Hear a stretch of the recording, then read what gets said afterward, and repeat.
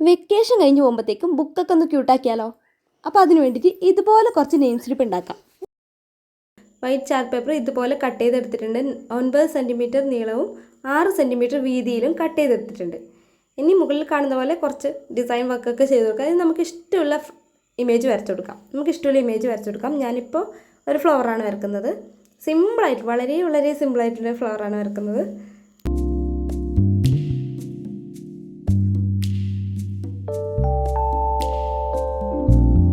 Okay, ഇപ്പോൾ ഫ്ലവറിൻ്റെ outer ready ആയിട്ടുണ്ട്. ഇനി നമുക്കിത് കളർ ചെയ്യാം. യെല്ലോയും പേർപ്പിളാണ് എടുത്തിട്ടുള്ളത്.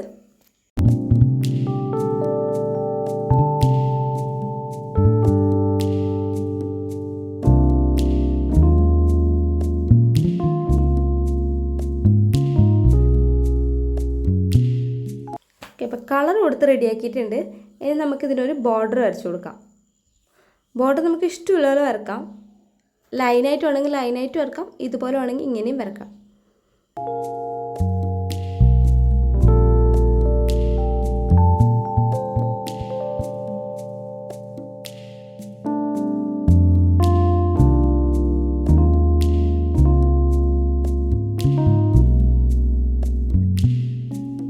Name, class, division, roll number, subject, school, ഇത്രയും കാര്യങ്ങൾ ഇതിൽ എഴുതി കൊടുക്കുന്നുണ്ട്.